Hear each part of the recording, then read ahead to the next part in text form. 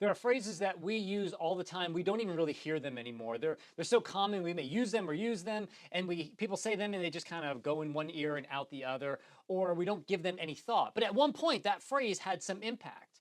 And those words that we hear when someone says them to them, we call that a cliche. When you hear someone say something you've heard 1,000 times and you just may nod and agree, and it might not even be true, it might be, but you hear them, you don't give it any more thought. It's called a cliche. Now that's interesting because that's a French word. So why do we call it a cliche? Well, cliche literally translated from French to English would mean click. So just as a little bit of a sidebar, I thought this was really fascinating. How did that happen? So I found this a language consulting company online, and they defined it this way, gave you kind of the history of where the term cliche came from. So let me share that with you. The word cliche is a French term dating back to the 19th century that meant to produce or print in stereotype. A stereotype was a printing plate used to create abundant versions of the same design, so just printing them out over and over again. Printers heard a clicking sound during this process, which gave birth to the onomatopoeic word cliche. So the word cliche no longer is related to the sound of printing machines. They were just like cliche, cliche, cliche, cliche. It actually means an empty phrase. So like when you're hearing a printer go all day long, you stop hearing that. And it's the same reason we use that term for these words that we just don't hear anymore. So cliches, things like it is what it is. Like when someone says that to you, it almost is the end of a conversation. You're talking about something, it's not going well, and you're like, well, it is what it is, and then everybody parts and goes their way. It doesn't even mean anything anymore. Or another one is Saved by the Bell. Really? Well, that probably is connected to boxing, I would guess. But or how about Better Late Than Never? Is it? I don't know. I don't know. But we just say it and don't give it any thought. Or how about Older Than the Hills? Okay, hills are how old? I guess from creation. I don't really know. But anyway, cliches are really easy to use and often they carry no weight because we hear them all the time. So a professional writer would suggest that you do this to not use them or maybe rewrite them so that you refresh them and people may hear them differently. So like for example, older than the hills, you could say older than dirt.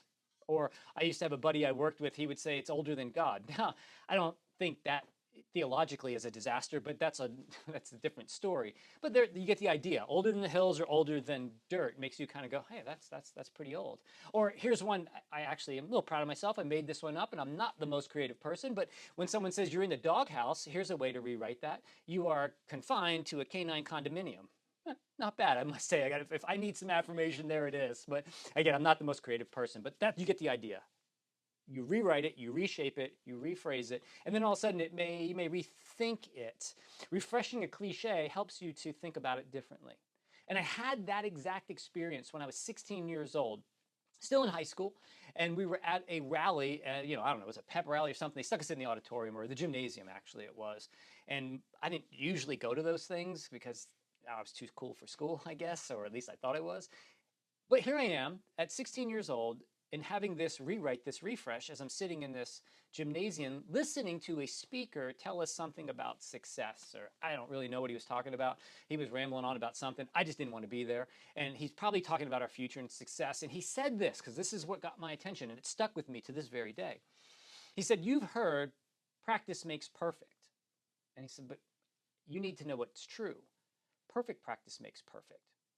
You see, that cliche of practice makes perfect, you just nod and agree, but you know what? It's not true. I mean, he rephrased it, he rewrote it, he refreshed it, and it rewrote my thoughts. Perfect practice makes perfect. That's true. I know that's true. And that rewrite, that reshape, rewrote my thoughts. And so there I was just having this moment, and I realized from that point forward that everything that I bring into my life, a process or a skill set that I'm going to work on, is now going to be run through the filter of perfect practice makes perfect. Because if you don't, it could be a mess. So let me show you what I mean. If you were to want to learn how to play an instrument, maybe a trumpet or a guitar or whatever, you're going to go get a teacher or a coach, and they're going to sit there and give you all the basics, how to start, so that you develop right out of the gate. All of, like, if you're going to play a piano, I think you're supposed to sit with your back straight. I don't really know. I don't do that. But those are like some of the core things, so that as you keep perfect practice making perfect, you start at the beginning on the right foot, and when you get to the end, you'll be the best that you could be at that. Or maybe like a baseball coach teaching you how to swing a baseball bat. You can pick up a lot of bad habits swinging a bat, but if you start doing it correctly right out of the gate, then it's perfect practice. You practice that over and over and over again, then you can be the best hitter that you could be, whatever that would look like for you. So you get the idea. You know this is true. Practice does not make perfect, because you could practice the wrong thing, start off on the wrong foot, and end up in a mess. But we do know perfect practice makes perfect. So from that day forward, whenever I was confronted with anything in my life, I began to put it through that filter. And then at 16, fast forward about 10 years, and I find myself not sitting in an auditorium or a gymnasium. I find myself sitting in a church, confronted with the reality of what it means to follow Jesus. And I'm sitting there, and I remember I've got this filter in my head, and I'm hearing about Jesus. And then once I made the decision, I sold out to Jesus. And if you see what I did there, maybe you did, maybe you didn't. But anyway, I began to wonder, does this perfect practice makes perfect apply to following Jesus? And the answer is yes, absolutely. In many ways. And here's just one right out of the gate, which is like, you want to start with good theology to really understand the God of the Bible, not maybe some folk idea of who God is. You want to start off on the right foot. Good personal disciplines, you want to have those as well. And I mean, I realize that there are plenty of practices, the way I live my life, that will not make me perfect. So perfect practice makes perfect. I want to make sure I'm practicing perfect to be perfect. Now, when I use the word perfect, I'm not talking about never messing up or doing anything wrong. I'm talking about being made whole or complete. So hear me on that. And I realize that Jesus teaches this same principle, that perfect practice makes perfect.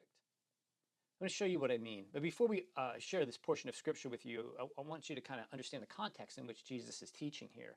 He's telling his disciples, he's saying, look, guys, you need to make sure you love your enemies. You need to be sure to be not too judgmental, like don't judge people. And then he says, with the measure you use, it will be measured to you. And then he just slips in this quick parable.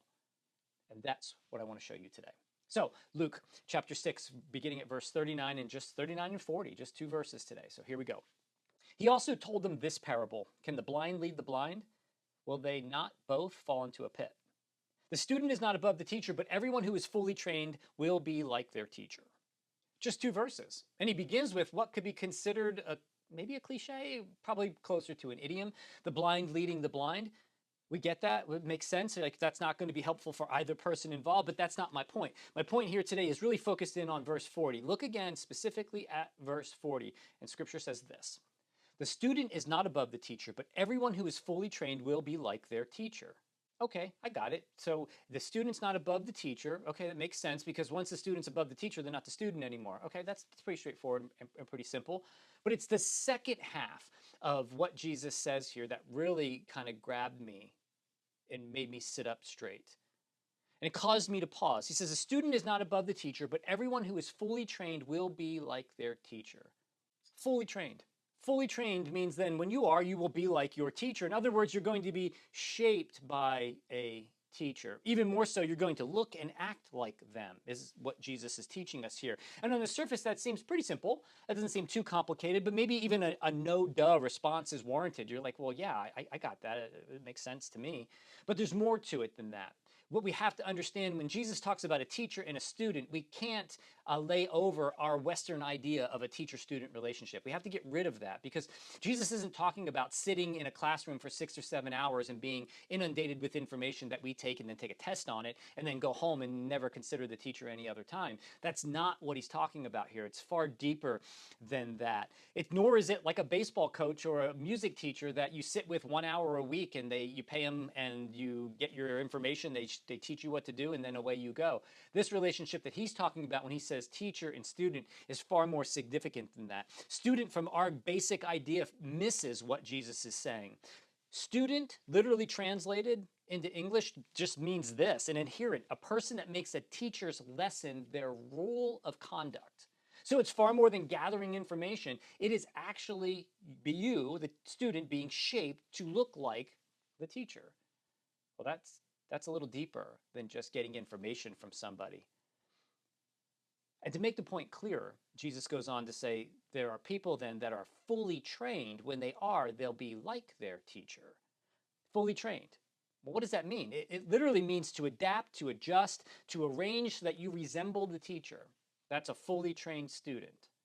Matter of fact, it goes as far as to imply that you have discarded things in your life so that you look more like the teacher. Well, that's pretty significant from more significant than our student idea. And a fully trained student is someone that has adjusted and adopted all of their life, discarded the things that aren't like the teacher, and then they move forward. Okay, so we get that. We understand there's a far deeper and further reaching than our modern idea of a student and a teacher. Now, here's the thing. The teacher and the student. Well, most of us are looking around going, well, yeah, I got it. I be the student, the disciples are the student, Jesus is the teacher. That makes some sense to me. And it's not too hard to put that connection to. And we go, okay, well, if I'm more like him, and I'll look more like him every day, cool. Yep, that makes sense. A student, adherent, that's us. Jesus is the teacher. Hold on a second. Is he? Don't make that assumption that Jesus is the teacher, because he may not be. That's easy to read and just kind of put over that and go, well, of course we're talking about Jesus being the teacher, but don't assume that he is. It may not be the case. If you do, you can miss the entirety of what Jesus is trying to teach us here. He says the student that is fully trained will be like the teacher. And I've come to realize that Jesus is pointing out something to the disciples then and to us now, that there are lots of teachers in our world and in our culture.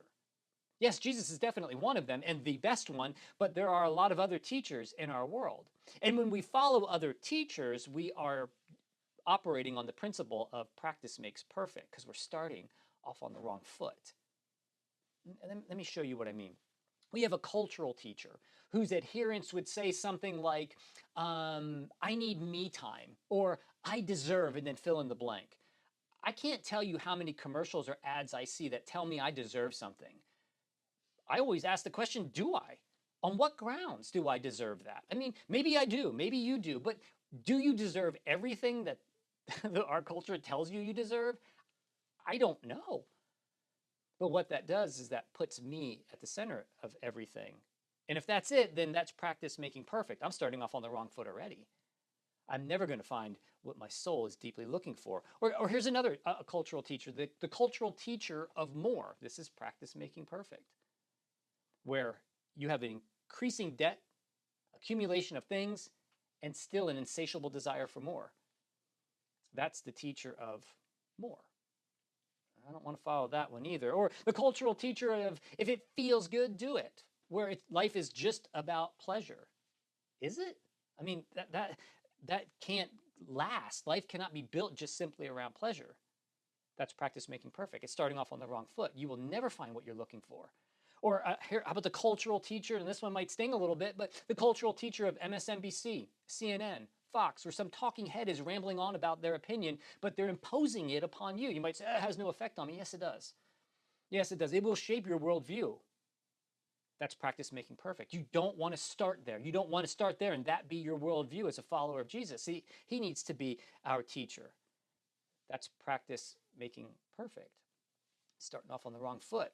Or the cultural teacher of TikTok or Instagram or whatever, which can vary because they may point you to Jesus or they may point you to something else, complete nonsense, or something even dangerous. So that one you have to be a little more, well, use a little more wisdom there. But there are teachers all around us culturally speaking into your life all the time. Are they your teacher? That's really what we have to unpack. But it's not even done there. There's some more subtle, insidious ways that we are taught. And sometimes we teach it to ourselves, where we allow things like that get wedged in our heart and our mind, things like maybe rage is our teacher, anger, regret, fear, guilt. They can get in there. And that's practice making perfect. So the question isn't, are you being fully trained? The question is, who is your teacher? That's really the issue at hand. Whose feet do I sit at? Who is shaping me? What am I allowing to shape and adapt and adjust myself and discard me so that I look like that teacher? What is that? Who is that? What voice speaks loudest in my life? And allowing that day in and day out to infiltrate all that I am so that I am fully trained and now I look like my teacher. Look, I don't want to look like a world that is insatiable because it's wrapped around things. I want to look like a world that's just all about me. I don't want to look like a world that tells me whatever CNN or Fox tells me I should be thinking. I don't want that. I want to be fully trained by teacher Jesus. And the reason for that is this. Any of those other teachers are practice making perfect. You you're starting off on the wrong foot, and you will not achieve all that God has for you. You won't be able to discover all that he has in plan for your life because you're starting on the wrong foot. Following Jesus, letting him be your teacher, is perfect practice making perfect because you're starting on the right foot. And this, my friends, is critical. He's the only teacher that offers you forgiveness. He's the only teacher that offers you meaning. He's the only teacher that offers you peace. He's the only teacher that offers you contentment. And that is teacher Jesus. So the question for you and for me, again, is not, are we being taught? That absolutely we are. We are students of something and someone. But today, I'm challenging you to look at your life, maybe gut honestly, of going, okay, who is speaking loudest into my life? And cast off all of the things that are influencing your life where you're being fully trained. And adapt and arrange your heart. Cast off anything that isn't of him. And adapt and arrange your heart so that you look like good teacher Jesus.